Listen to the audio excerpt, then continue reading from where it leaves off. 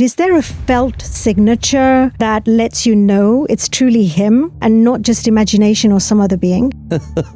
You're putting me on the spot. Babaji, he accommodates himself to the limited understanding of man. Mahavtar Babaji is the immortal Metatron. Metatron, of course, is the angel so close to God that he is God. They are not aliens. They are the blood of your blood and the sweat of your sweat, and they have gone before you in robes of light, tens of millions of years before you. So that's so much so that they appear to you like gods. And why not? You yourself are a potential god. The centrifugal force, the electromagnetic force, has all an embodiment of a symbolized God. God symbolizes certain forces of nature. How does one obtain the Guru's grace? After you have finished your duty in all the phases of life, they ask a Guru, why are you limping? Why have you got weak knees? That particular Guru has taken off on the karma of many other disciples. The Guru himself does not break the law of cause and effect. People do not know, and they have not studied this, that Jesus was Elias in his past life. And Moses was the witness that Elijah, that is Jesus, merged into Elijah, which was Christ. On 2032, the beginning of the new dawn, the golden age will begin. The coming of an avatar. When the Kalki avatar comes, how will we know he's there? Gurunath, when we sit in your presence, there's a transmission 24/7. How is it that you do not get exhausted? My source is the sun of our solar system itself, whose source is Babaji. This energy is inexhaustible. The moment an I comes in me that I'm doing it, that energy will stop. Inhale your white self, the lotus self, the swan self. Come into your body. Come lower and lower. Begin to breathe. Sit on top of your head and flood your body with a rainbow-colored light of love, wisdom, and truth. Rose, gold, and white. Inhale love. Hold love. Exhale love. Open your eyes and relax. Too deep.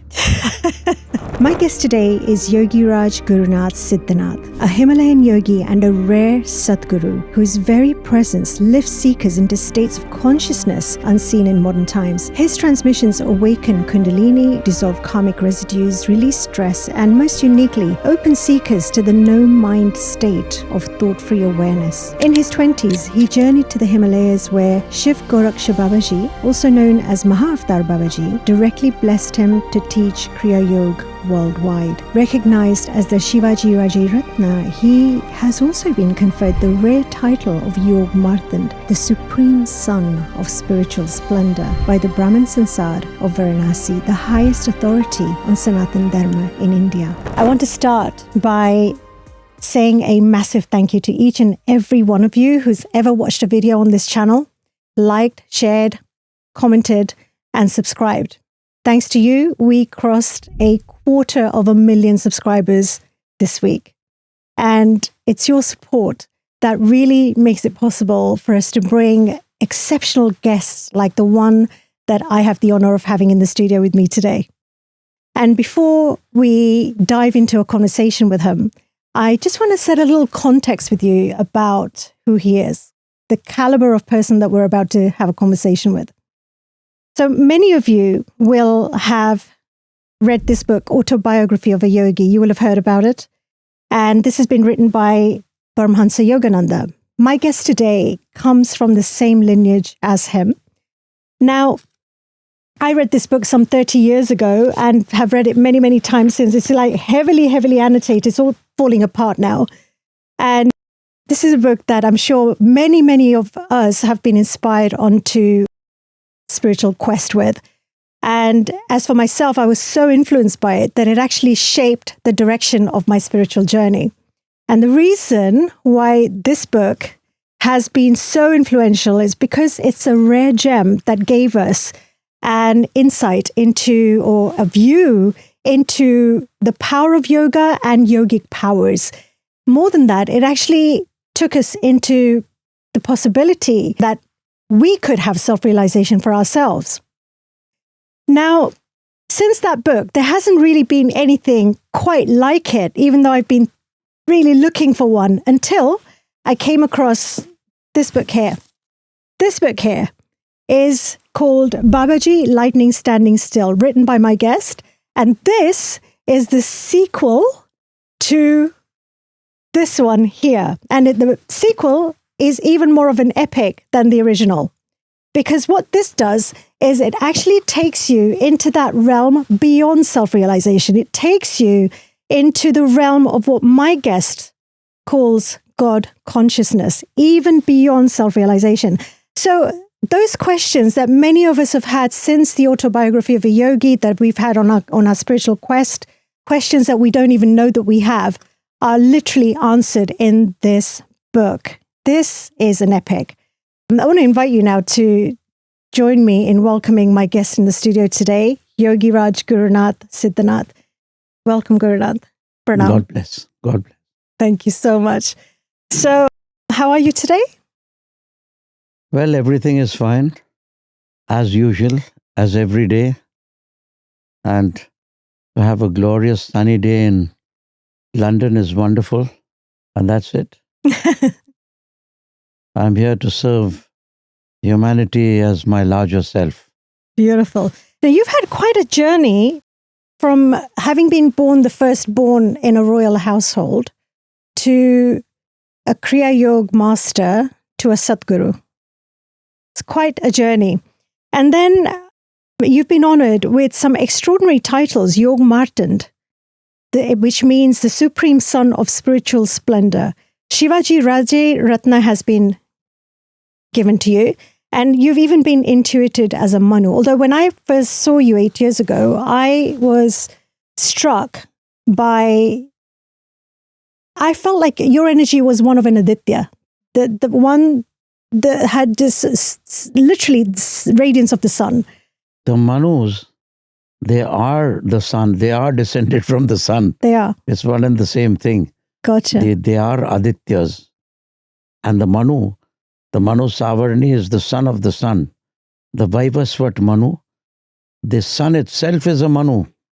He is Vivasvat Manu. And his son is Vivasvat Manu. Yes.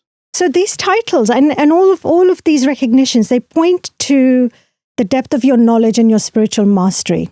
So I'm curious, can you tell us, what does it mean being a Yog Martand, and how does it guide your mission in the world today? Well, this title, Yog Martand, was given to me by the Brahman Samaj of Kashi Vishwanath. So they saw my works, the healing works that I did, the persistent Kriya Yoga I've been doing for over 40 years. I've been teaching the science of Kriya Yoga of Shiv Goraksha Babaji. And seeing all these works, many of them felt this transmission which was akin to the radiance of the sun. I, of course, do not consider myself to be anything. I feel very humbled by these titles. And since I do not consider myself to be anything, I have no I. I have no I interference in these titles, which were given to me by the Brahman Samaj of Kashi and other people who had experienced some transmission or healing from me, which triggered off this chain reaction which went up to this society of the holy Brahmins of Kashi Vishwanath, and they gave me this title of Yog Martand, means the son of Yog, the Surya of Yog. And so there it is. I don't use it myself very much. The only one who formally had it was a great, great person, and his name was Brahmarishi Yajnavalk. Wow. During the time of King Janak. And he came up with the theory of karma. He came up with karma, and he did a lot of in-depth philosophy. He did the Shukla Yajurved and the Krishna Yajurved. He was one of the most monumental philosophers of all times. Yes, he was. Yes, he was. Yes. Amazing. I've actually done a video on karma and referring back to its origins, which actually I discovered came from Yajnavalkya, which is really interesting that you mentioned him today. Mm-hmm. Now, it's really interesting. You start your book with 3 symbols: a dot, a circle, and a circle with a dividing line in the middle. And obviously, they point to the ultimate reality. I get that they're pointing to the ultimate, what you call the lightless light. So could you take us into the deeper meaning of how this relates to why you call Babaji the lightning standing still and the significance of those symbols? Okay, now first I'd like to make a restitution here, a little correction. I do not start the book with the dot. I You start start with nothing. the book with a blank. My that is mistake. very important. My mistake. Yes, indeed you do. So this is the ultimate philosophy of all philosophies. When the trash of words has melted, when all hieroglyphs and signs have melted, there's the vast isness of the zero, not zero. Because it is difficult to describe in words or in your meditations or even in your states of samadhi the ultimate reality. And therefore, in honor of this ultimate reality, I present before humanity the pageless page of all pages and the sageless sage of all sages, who is Shiv Goraksha Babaji. The lightning standing still. And I call him the lightning standing still. Why? I found no better title than this. This is a title which from my heart poured out at his lotus feet, because I found the word Babaji, which is an honorific or generic title meaning respected father, or Shiv Goraksha Babaji, which is connected with the great sage of all ages, Gorakshanath. But I found that I should, in my title, in my expression of love for him, tell humanity something about his stature. Of course, we have a begging bowl of words. There's a paucity of words, like a few coins thrown in a begging bowl. We are totally at a loss as to describe the splendor and the grandeur of Babaji. But still, I called him the lightning standing still. There's a book in Hindi also, in which the title is Akampit Virat Vajra. So this title is very, very important also. Now the lightning standing still, what am I trying to convey here? I'd like the people to understand. Anything traveling at the speed of light, its mass is infinite. So, the mass of creation or the mass of Babaji, his gravity is infinite. And when the lightning stands still, time stands still. So the space-time continuum is dissolved. Let me tell you, time is the duration of travel between one object to another. And space is the distance covered from one object to the other. So one is duration and one is distance. When these two are created by the first vibration, then light, which is causation, space and time are created. When the lightning stands still, then space and time stand still also. Space and time are not. Light is also not. And therefore, he is beyond the delusion of causation, space and time. And therefore, the lightning standing still. So when Babaji stands still, causation, space and time dissolve. And in honor of Babaji, I have always said these beautiful words, that Babaji, the great nameless one, plays with causation, space and time like a child plays with soap bubbles. And if he were to smile in his innocence, he could shatter the world. This is giving you the degree of purity of his smile, the purity of this being. So I'm at a lack of words. That's why I thought this was the best title. Akampit Virat Vajra, the vibrational lightning standing still. So when the lightning stands still, when light is traveling, then creation is created. When light stops, nothing crosses the barrier of light. You go beyond the event horizon of light, where light itself is swallowed up. And therefore, the lightning standing still. I found it to be a very grand and a unique title. And I want to come back to that circle back in a while to that, because I know that you are somebody who has a mission to take people into that state that you've just talked, into that realm that you've just mentioned. I just want to come back to that in a second. But before we do that, for many of us, we see Mahavtar Babaji. Some people say he was a historical yogi, has an eternal presence, or is he actually something beyond all of those human categories? Indeed, what you've just described is something beyond the human categories. So, but is there a felt signature that lets you know it's truly him when you experience his presence and not just imagination or some other being? Does he have like a felt signature, of his energy when he shows up? Or when his energy shows up? You feel him everywhere. You're putting me on the spot. Well, Babaji has sent his representatives and his humble ambassadors all over the world.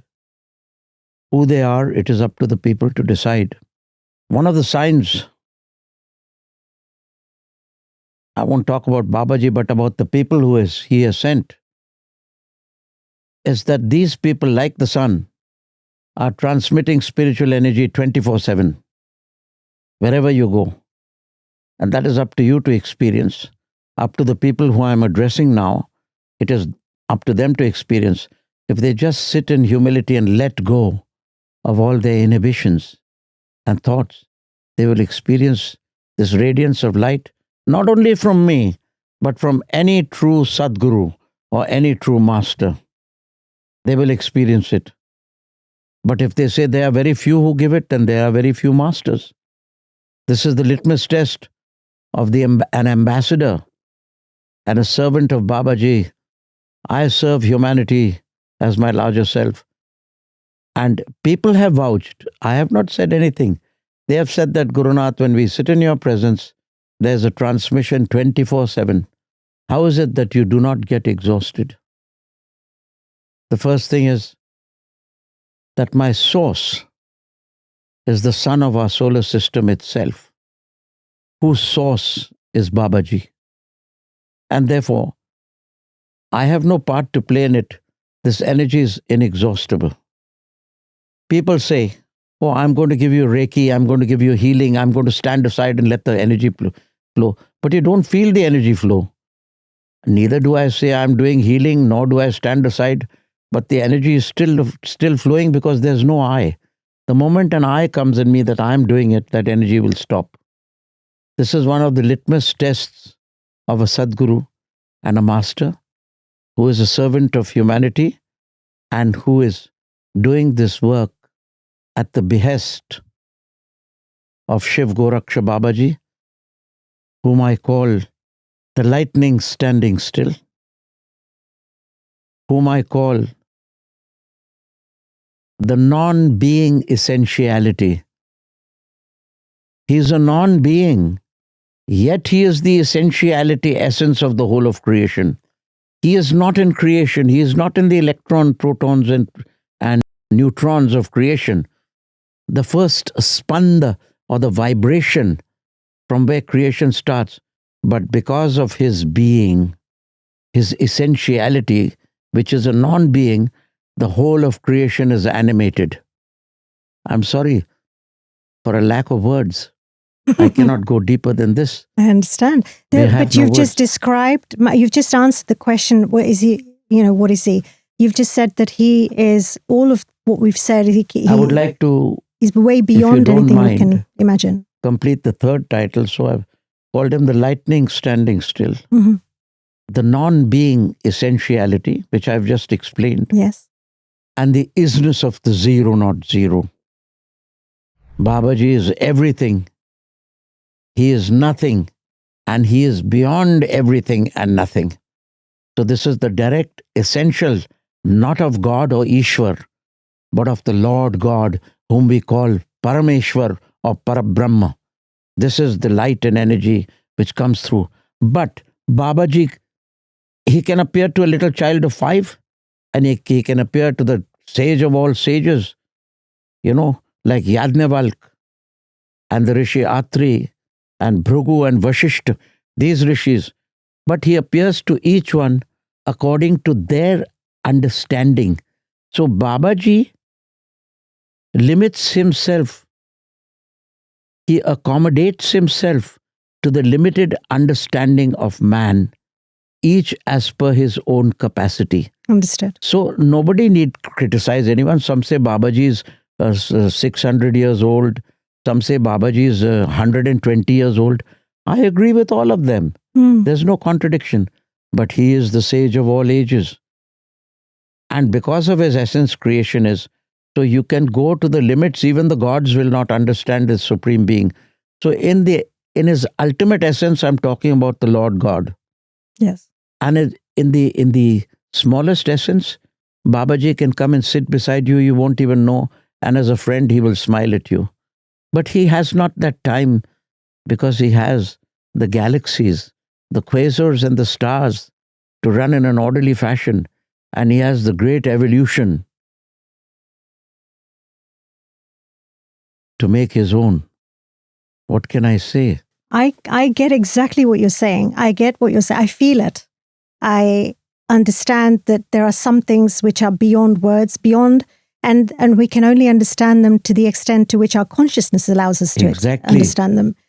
Now, in your book, Lightning Standing Still, in the chapter on Kalki Avatar and Babaji Mahavtar, you said something that blew my mind. And I'll tell you why it blew my mind, because I have the most intense connection with both these beings.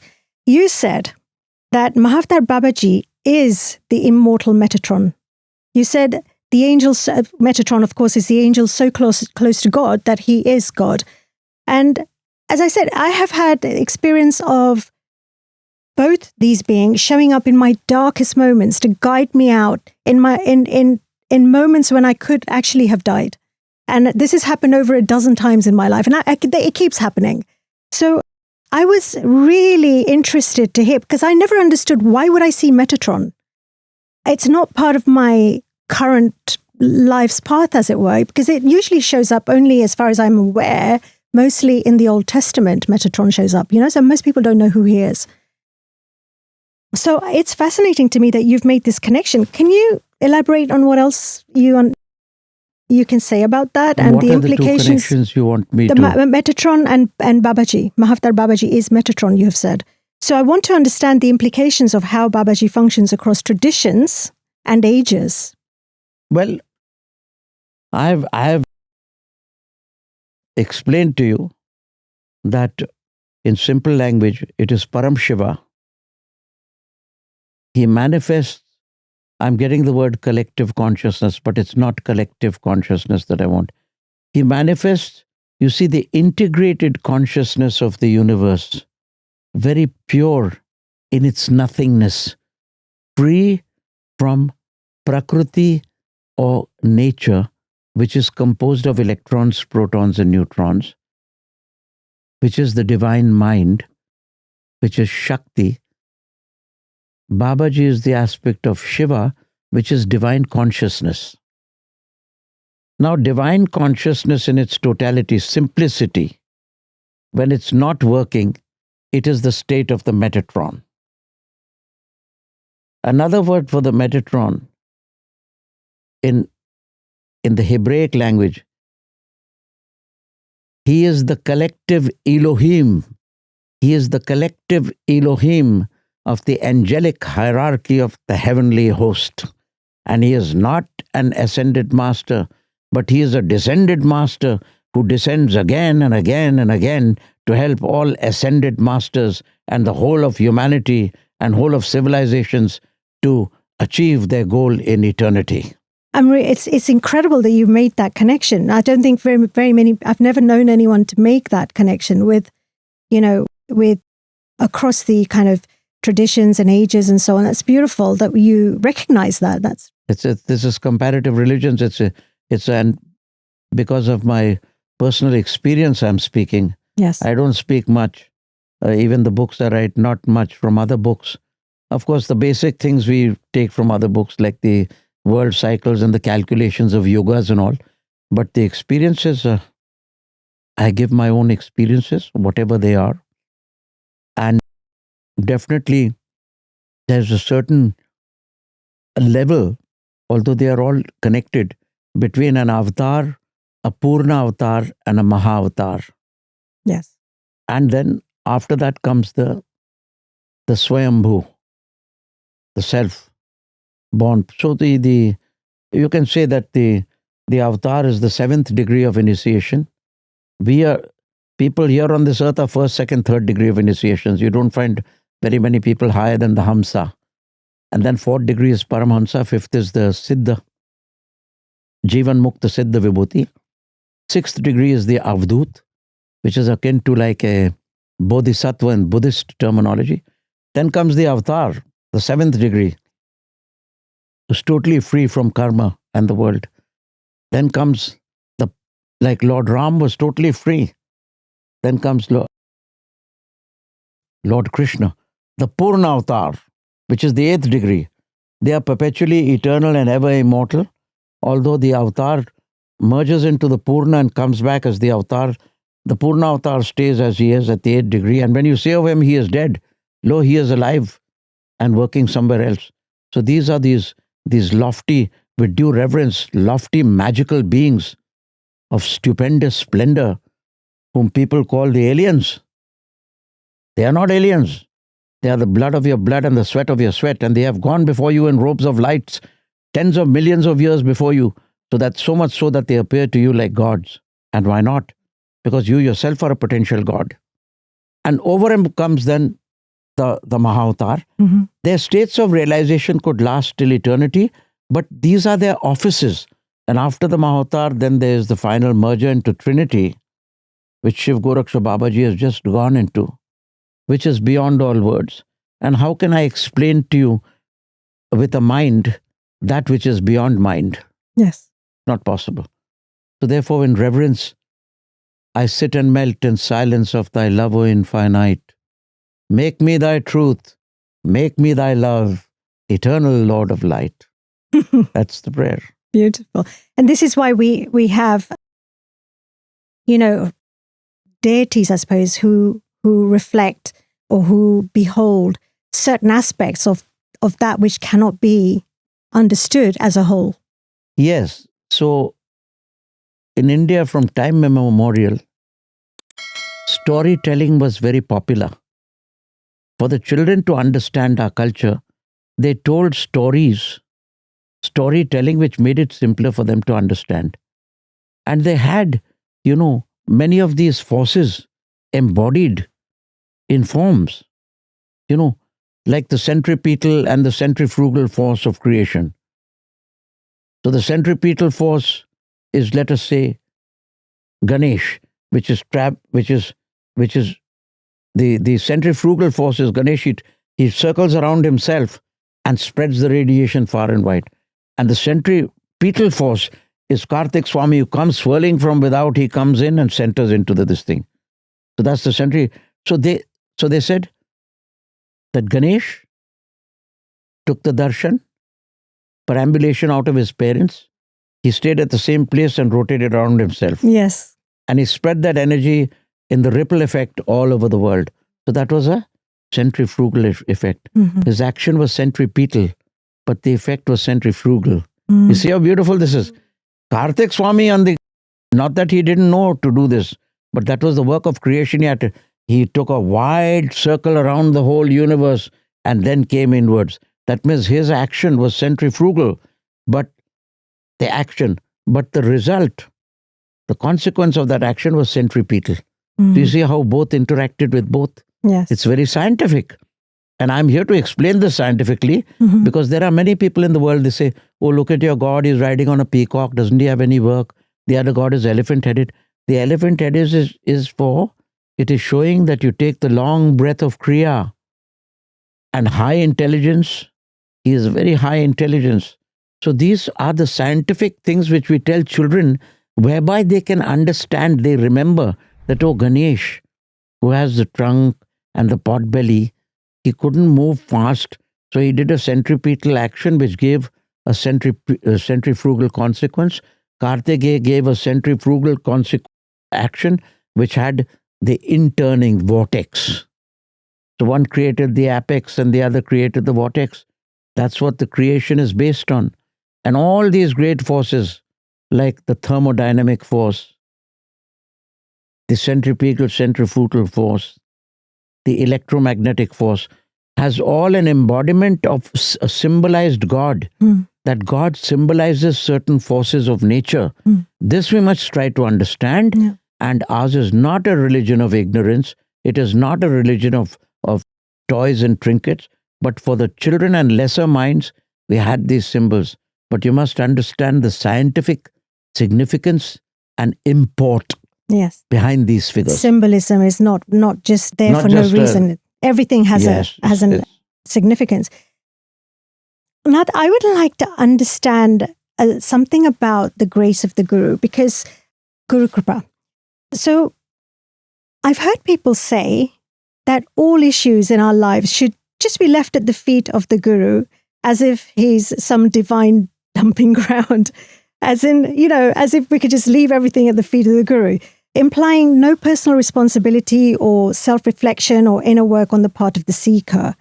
Now, I find that a little bit troubling, because surely we have to fulfill our kartavya, our duty and responsibility towards our families, karmic bonds, no matter how challenging. And then, because many times those are the very bonds which actually teach us the deepest soul lessons. So if that duty is not fulfilled properly, aren't we just creating more karmic incompletions in our soul journey? And would it be fair to say that some seekers come to you to ease their suffering? So we're not wishing to make anyone wrong, but some people come to you to ease their suffering, and some come to you seeking the highest, the enlightenment itself. So my question is, to what extent should we leave our issues at the Guru's feet? And how much responsibility must we ourselves carry for our own evolution? You see, a normal man in his day-to-day life works out his karma.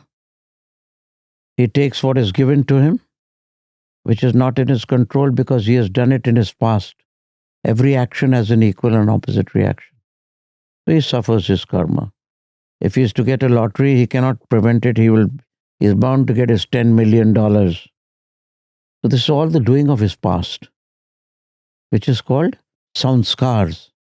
They are latent in his subconscious mind, and as they come to the fore one by one, they fructify. He gets the fruits of his past actions, good or bad. This is what the normal ken of society does. This is how the normal law of karma functions, that every action has an equal and opposite reaction. Newton's third law of motion. Now this, saying that leave, surrender to the Guru, this is not expected of the day-to-day person. This is expected of advanced disciples. Now, when you leave everything to the Guru, it doesn't mean you're a coward and running away from the world. After you have finished your duty in all the phases of life, the Brahmacharitra ashram, Grahastha ashram, the student life, the family life, the Vanaprastha ashram of meditation and all that, and you go to the Sannyasta ashram of total renunciation, then they say, surrender everything to God, leave it in His hands, and do your meditation. When they say leave everything to the Guru, it's a very advanced stage. Everybody and anybody cannot do it. Leave everything to the Guru means the moment you surrender, your body, mind and soul to the Guru, you have surrendered your ego. And the moment you surrender your ego, the light of the Guru Kripa shines forth. That's at a much later stage when you are able to do it. I made a small poem. The more my I doth disappear, the more the self as God appears. This is at a very later stage, the stage of a Ramakrishna Paramahansa or a Vivekananda or an Aurobindo. When they say, I have written the book, no. Oh Lord, here's the pen and here's the pencil. I am your channel, not in the day-to-day work about Reiki and all say I'm the channel, or not that sense. In the real Himalayan gravitas, in that order, in that state of mind, where you surrender your all. And then Kalidas starts writing his poetry. Then the divine Kali, the mother, writes through him. You see that? So when you surrender your ego, it's a very great thing. In Kriya Yoga, there are three things. Tapa, Swadhyaya and Ishwar Pranidhan. Tapa is self-directed austerities. Swadhyaya is self-directed study of your mind and soul. And Ishwar Pranidhan is self-directed surrender, offering of your body, mind and soul to Guru and God. When you offer your ego, that is the feeling of ownership. When that feeling of ownership you offer to somebody else, you own nothing. And therefore your mind is at rest. The moment the ripples of thought of your mind's lake are still, you see the moon of your delight, the Atma. And you are self-realized, not God-realized, self-realized. So this is what is meant by surrendering your I. The moment you give up everything, you give up the soul. And you can't do it in one shot. You have to practice it day in and day out, month after month, year after year. And then the ego melts away and you see the light of the Lord. And then a more advanced stage, you merge and become one with the Lord. So these are stages which are used very in a spurious manner in day-to-day tea talk. They are very, very heavy things. They are very, very heroic deeds or techniques which a person must apply to and climb the ladder to God realization. But we can't get to that without fulfilling our duty.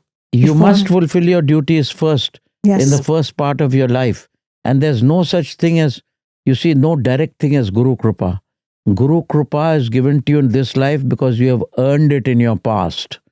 That's what people think is Guru Kripa. Right. But that is your own earning from your own efforts in your past life. But if a Guru does do Kripa, which there is at very rare occasions, like Paramahansa Yogananda had a very bad planetary effect on him.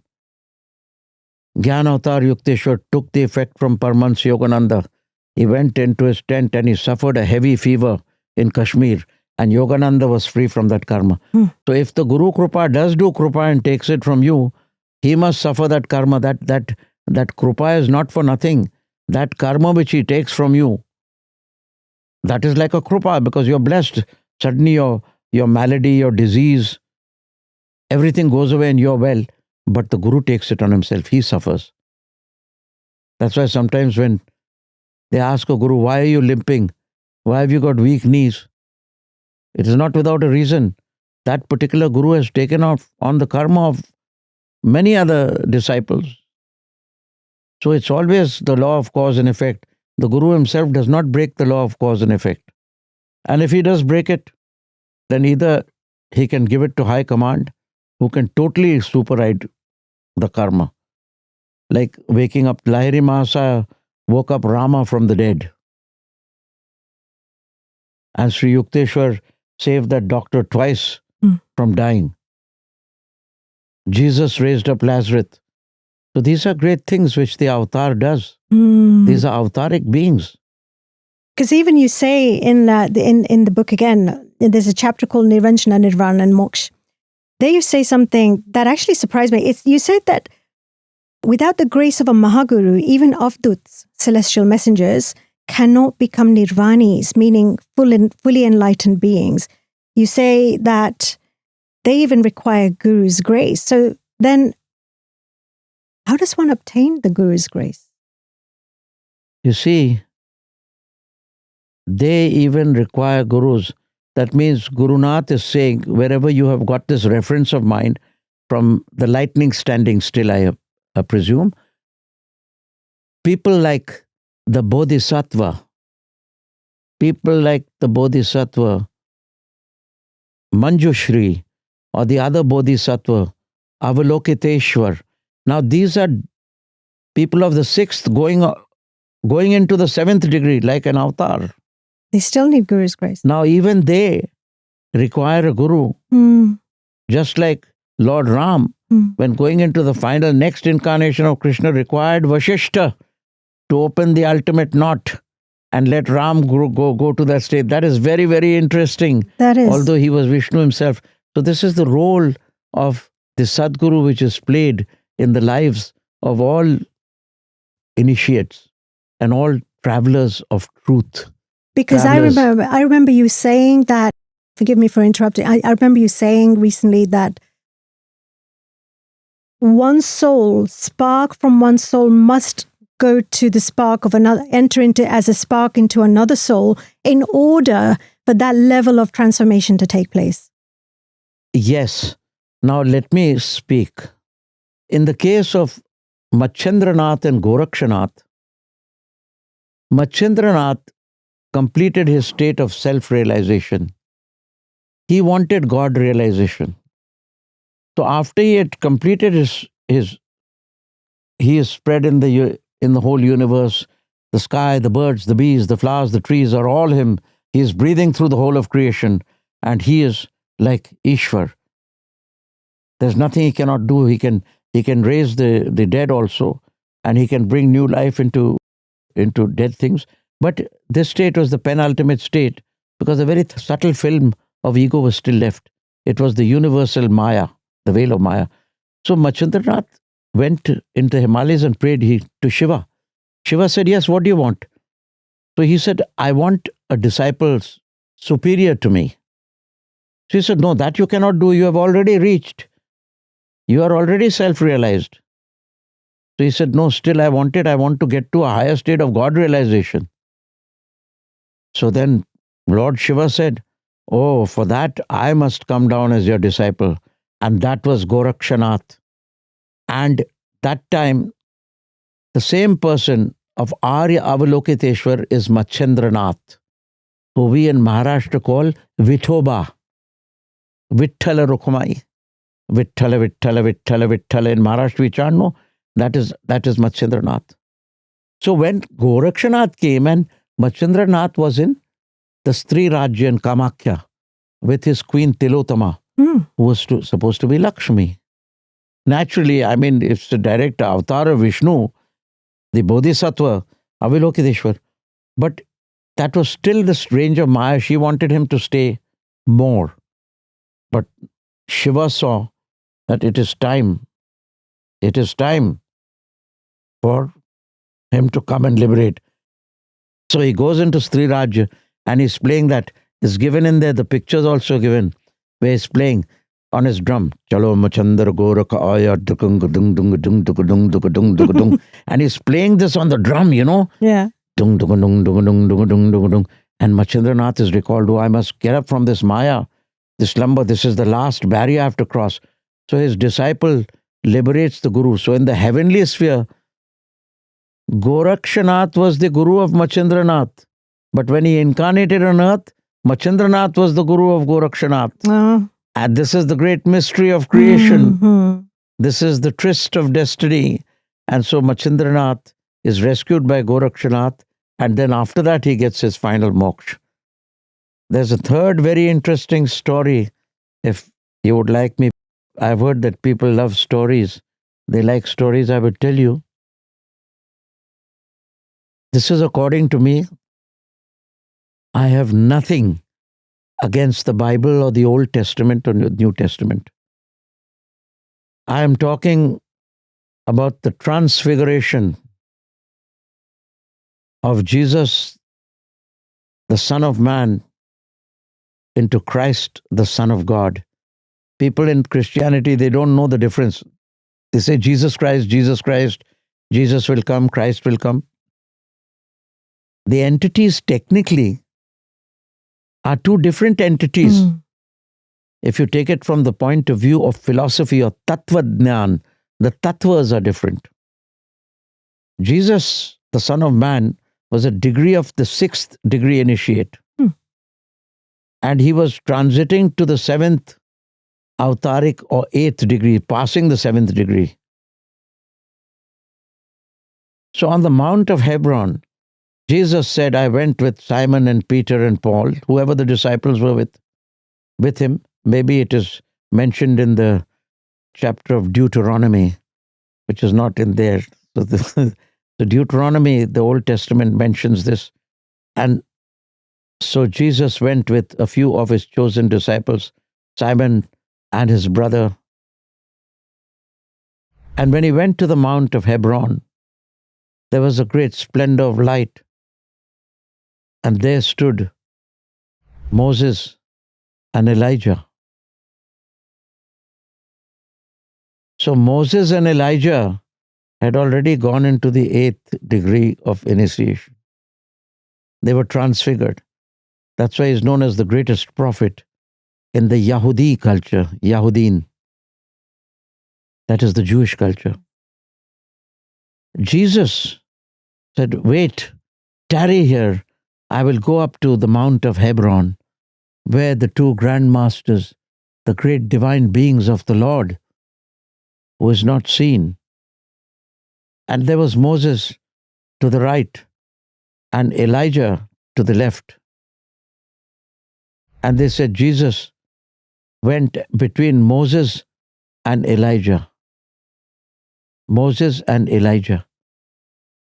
But people do not know, and they have not studied this, that Jesus was Elias in his past life. And Elias went to the Mount of Hebron, and he said, and Elijah told him that when I come, twice my power will be upon you.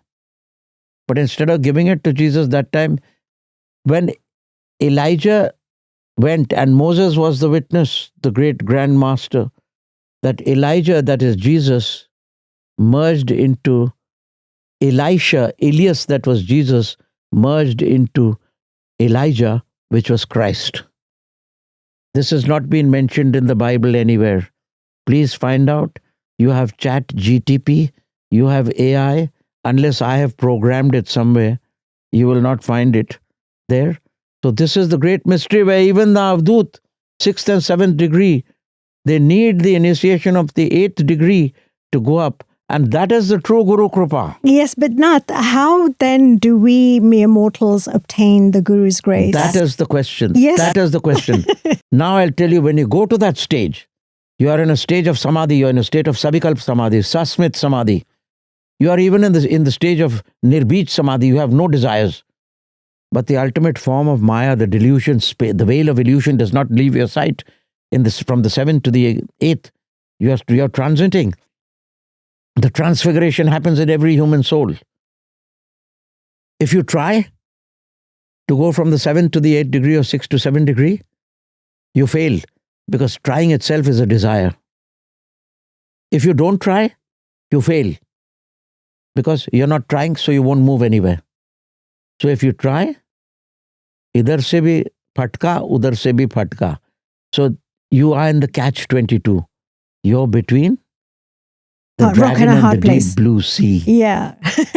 This is the question. Now, this is a very, very critical question. It's a very critical question. That is the time you have to surrender and leave everything to supreme reality. And reality will take you. It will take you beyond the ultimate gravity. Reality will take you with no effort on your own. And it will transform you from Elias, Jesus, into Elijah Christ. Jesus has been transfigured into the Christ. So this is the great meaning of the transfiguration on the mount. There were many mounts on the Mount of Hebron. This is right. And there were many mounts, the Mount of Olives and the Mount of Sinai, where Moses went to get the tablets. So this is a very wonderful thing. I deliberately went deep because this will be on record and people can research it if they like. This is through my meditation I got it. People can differ. I have nothing with anyone, but this seems to fit the jigsaw puzzle right. Perfectly. It's time for people to know. You mentioned a number of different types of samadhi, which are high states of meditation for people that don't know the word samadhi. You've mentioned sampati, sagun, nirgun, asmit, anand, savikalp, nirvikalp. You've mentioned several over today and in the past. So I don't want to get intellectual about those now because you've talked about it elsewhere and people can do their own work on that.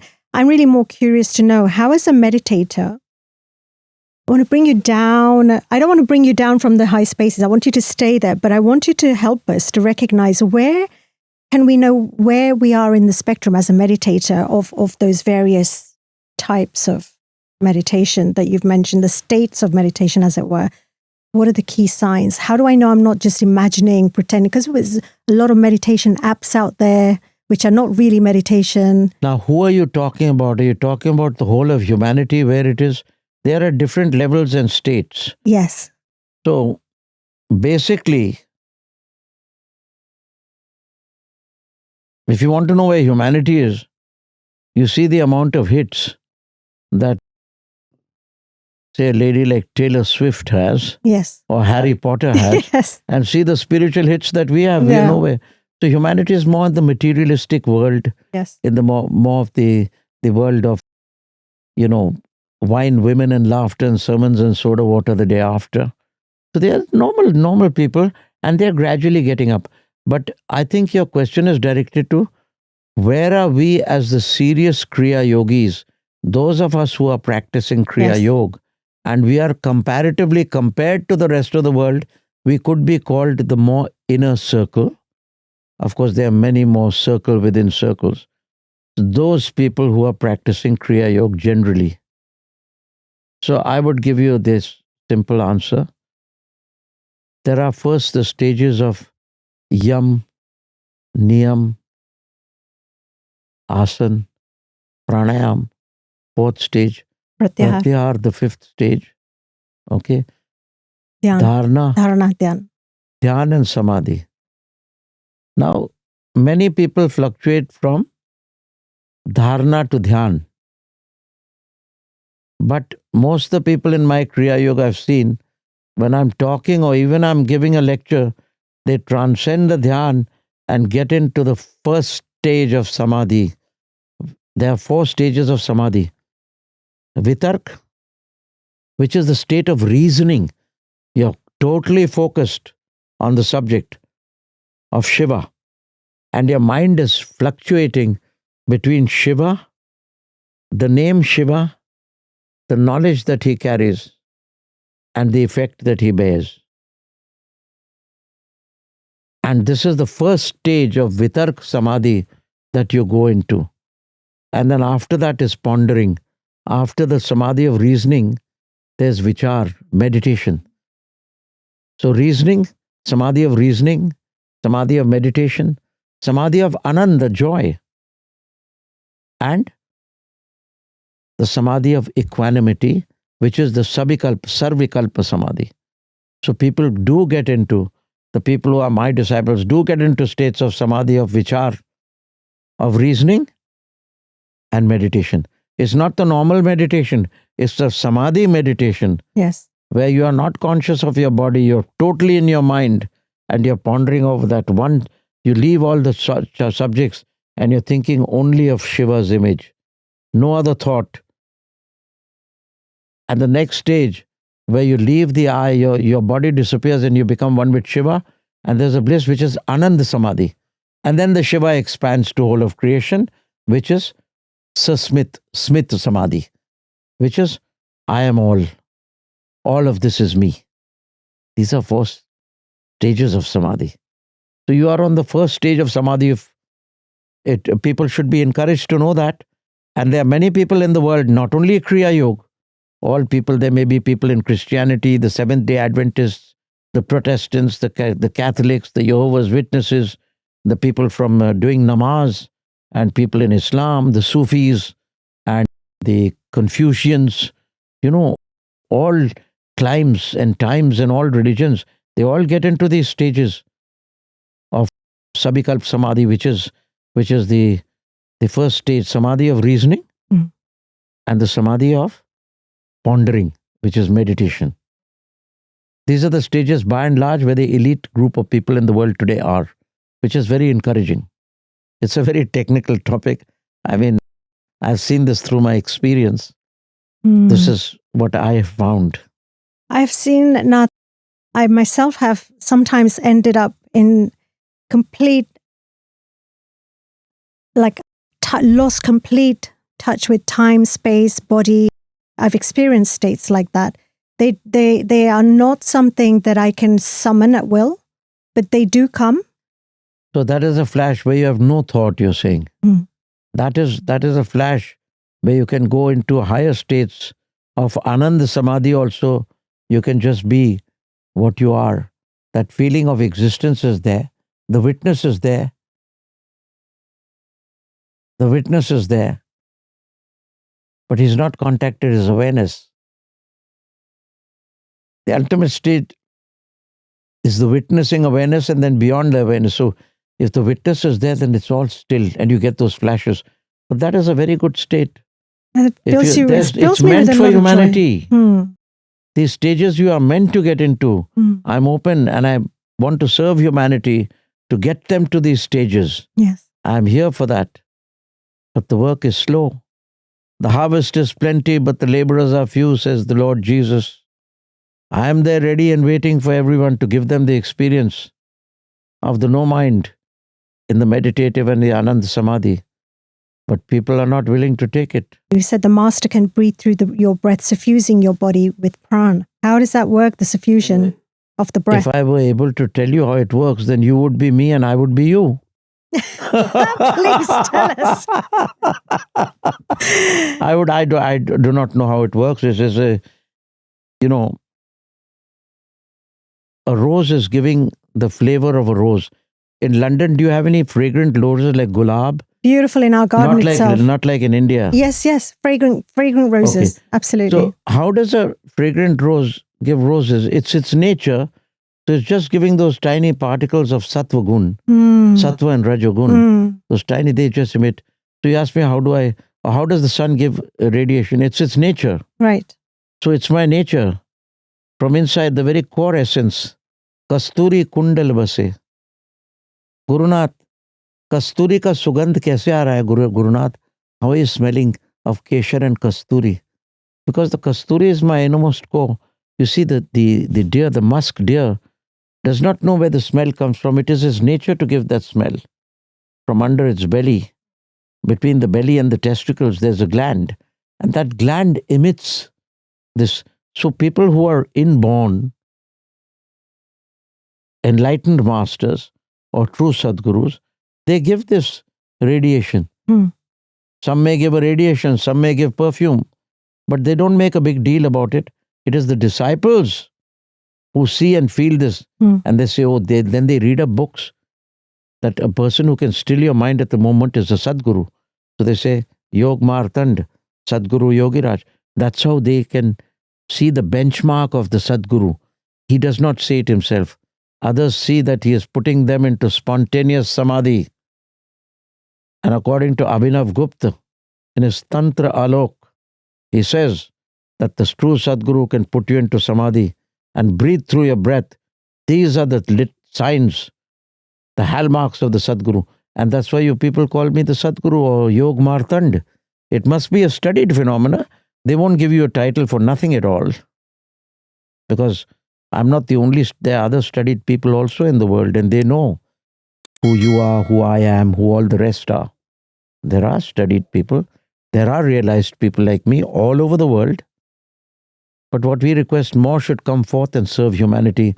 This is the time before the Satyug begins of, world wars and tensions and terror And that's why I've given the earth peace through self-peace meditation. Yes, it's a beautiful meditation. Can you tell us something about that? Or maybe you can guide us into that in a moment. This YouTube meditation is divided into 3 parts. The first part I've written is self-peace, where you meditate on the golden lotus. It's the Siddhanath golden lotus in your heart. They put the word Siddhanath so that AI, it may not go into somebody else's hands. And I mean, the people who've done the effort of the graphics and this thing, they should be known. It's a simple human thing. Of course. Siddhanath, earth peace. So that's a self-peace meditation. It's called the heartful art. I've called it the heartful art. It's full of heart and it's an art. So after the self-meditation, the second phase of that is given on YouTube. It's called earth peace through self-peace. When you have self-peace, then do the earth peace. And then after that, I take them into the Samadhi, Paravastha Samadhi, where I help everyone to get to that stage on the world stage of YouTube. It's absolutely stunning meditations. Most probably now over 100,000 people have subscribed. Yes. They are doing it and have done it purely as a service with no remuneration, no agenda. Take it, live it and be it. So this has been, first you meditate on, become the moon, and with the moonbeams and swans, bombard the earth with peace. Then become the sun. Then with the sunbeams and the hamsas, golden hamsas, bombard the earth, flood it. And pray to God that this hatred and wars come to a quick end. That's all. We don't guarantee anything, but we say make the correct effort. On 2032, the beginning of the new dawn, the golden age will begin. Yes, you've said that. You've talked about the coming of an avatar. Can you say something about that? There were 2 questions which were asked to me. Gurunath, when the Kalki avatar comes, how will we know he's there? How will we recognize the Kalki avatar? When the Kalki avatar comes and in 2032 he declares the new age, you will feel and see 2 things. The first thing that you will see, on his face and around him will be a visible, invisible aura, a radiance of blue gold. It depends on how much you have a clairvoyance. Some may just see the plain light, white light. Some may see blue gold. But there will be a radiance on his face, and it will be difficult for you to see his face for a long time, because if you keep seeing his face, it will diffuse into light, which we have experienced. Yes. I've experienced that with you, yes. So, in that, you will see this exactly around him. With others, except they have to be very special Satgurus or people who are assisting in the same type of work, you may see it around them. But you will see this. So first, that will be a thing which will throw you back, and you will have to blink your eyes if you keep staring at him. Normally you can see him, but if you keep it that intensity from his eyes, the aura will increase. Secondly, and each people will see it into different degrees of intensity and splendor, each according to their capacity. So that will be throwing you, pushing you back. The other thing you will see, if you look at his whole body, from his heart will be from his face will be an apex, throwing you back with a splendid light.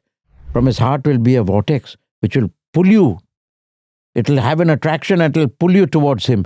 You'll feel like going to him. You'll feel like sitting for his talks and lectures. So there will be an apex and a vortex both. So this magnetism, this gravitas or gurutva akarshan, this gurutva, the gravitas will pull you like a magnet towards him. So it will be an electromagnetic phenomena.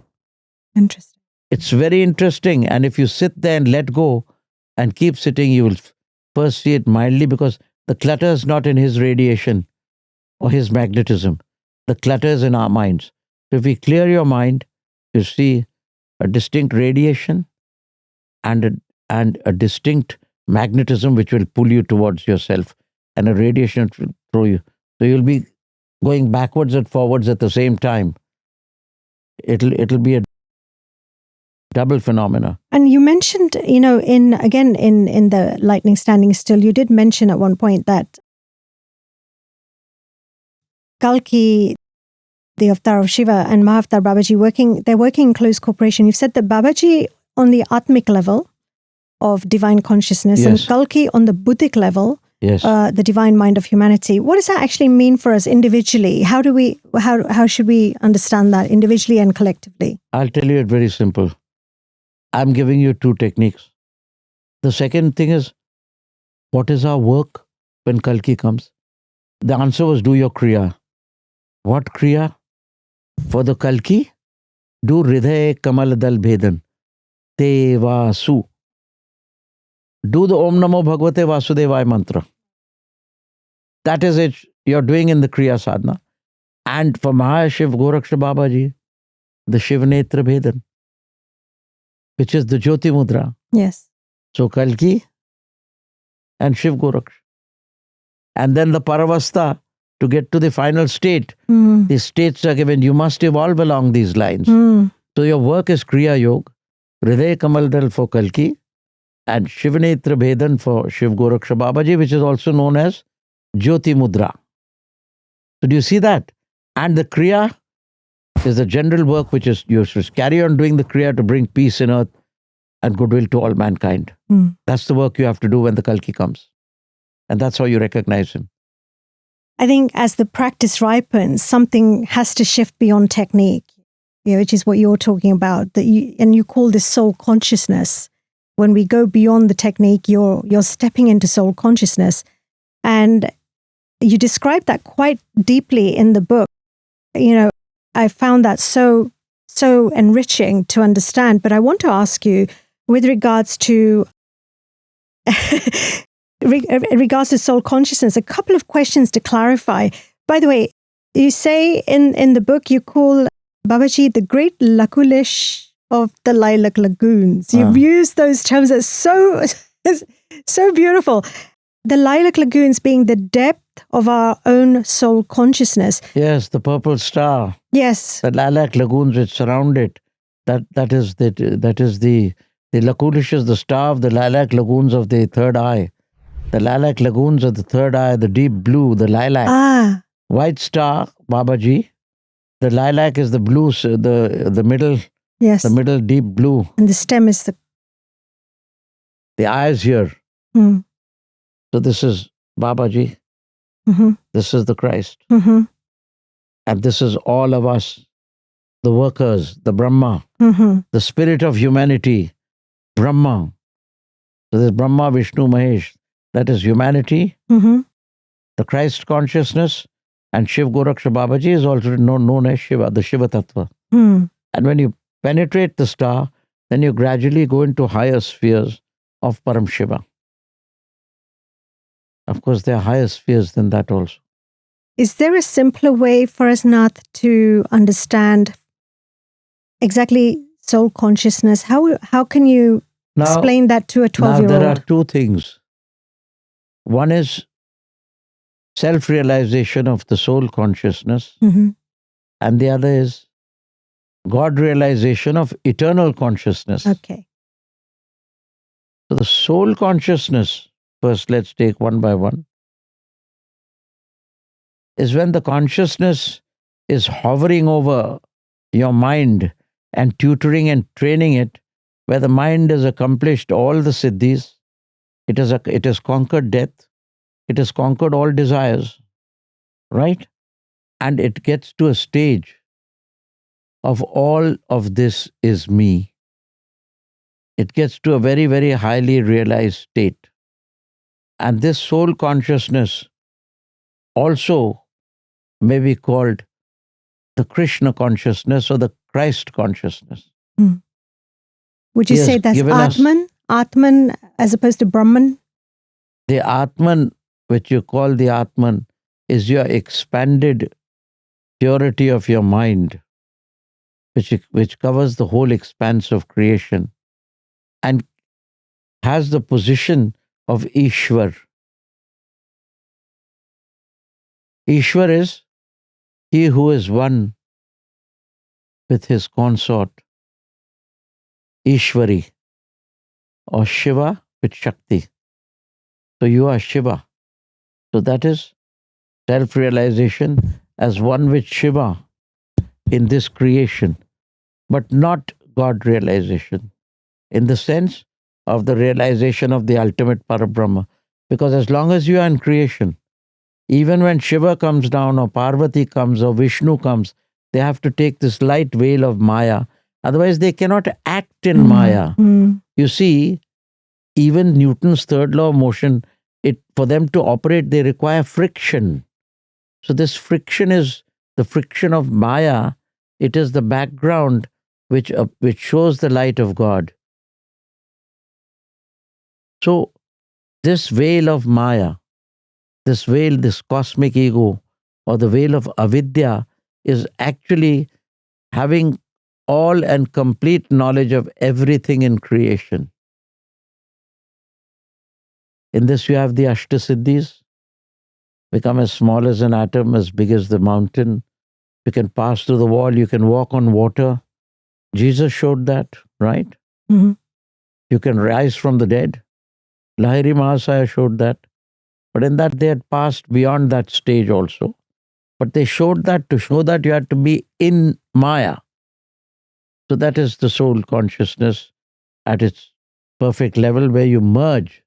Where Machendranath was and he went to Shiva. He said, I want a Guru superior. He said, but you already realized you know everything in creation. So he said, I want you who is beyond creation. And then they went. So that is God consciousness. So soul consciousness lasts up to a stage of, I'll tell you, let's take the samadhis. The samadhi of vitark, reasoning. The samadhi of meditation, vichar. The samadhi of bliss, anand. And the samadhi of samadhi. The samadhi of samadhi. It is a samadhi of samadhi. So it's reasoning, meditation, anand, and samadhi. Okay? So now, in this samadhi of samadhi, there is still that thin film. The eye is still there. But where is the eye? I am in the star, the skies, the birds, the bees, the flowers, the trees. I am spread all over creation. And whoever I want to give my blessings of life shall come to life. That's that feeling of all of this is me. Mm-hmm. That is self-realization. My God, what a self, Ishwar and Prakriti, Shiva and Shakti. Mm-hmm. But we want to go to the pure state. Beyond all of this is me, beyond all of creation. So you want to get further than the gamut of the electron, proton, and neutron. For that you must cross the first Spanda, when the Big Bang happened. When you cross the Spanda, the first vibration, for that you must have a detailed knowledge of Ishwar Krishna ki Spanda Karika. There's a book, the Spanda Karika, yes. When you go beyond that, you transcend all Mayas. The ripple effect in the mind's lake has disappeared and you can see Parameshwar. Then you go to the ultimate state. After a long period of gestation, where you have to, it still requires time. Those I cannot explain in words here what those states are. Then you get to the ultimate. That state I call, which the Buddhists call Nirvana or Parinirvan, I call Nirvan Niranjan Moksha. Nirvan Niranjan Moksha. You see, my very saying these words purifies the whole podcast. I have that faith.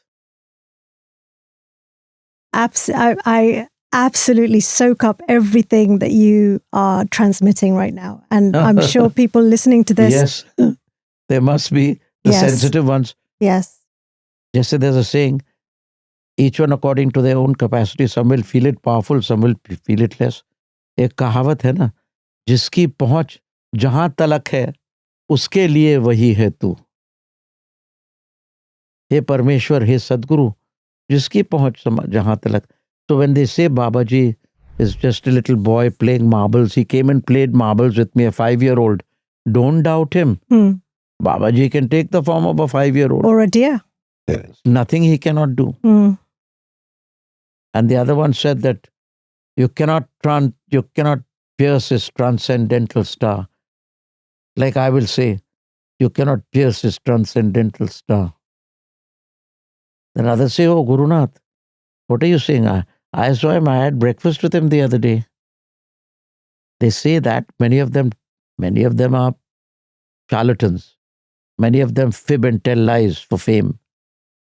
But here I get into my states of samadhi, but to pierce his transcendental star is impossible and beyond the comprehension of man and the secondary gods.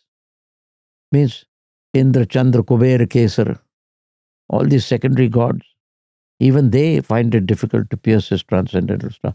That is Shiva and Parvati. Shiva you can see with a damru and the sea.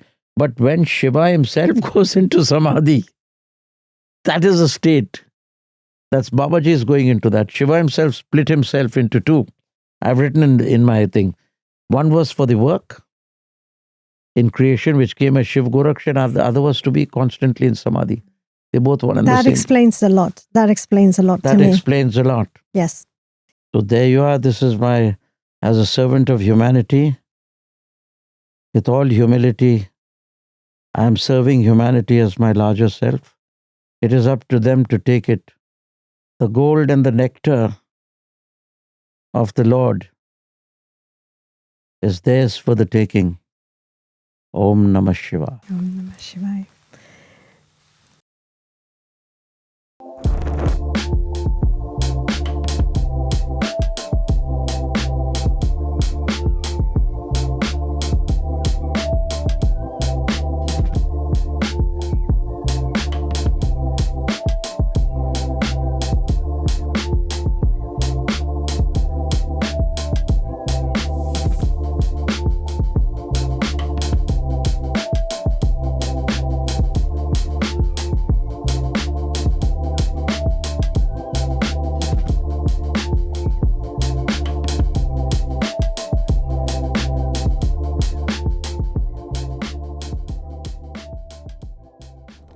आनन्दमानन्दकरप्रसन्नं ज्ञानस्वरूपं निजबोधरूपं योगेन्द्रमिडियं भवरोग्यवैद्यं श्रीमद्गुरुं नित्यम् अहं भजामि.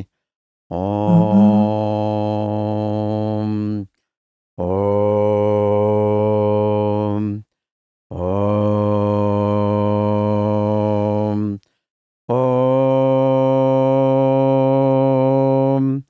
Om, Om, Om, Om, Om. That's nice. Make sure of the voice. How's the temperature? Temperature is good.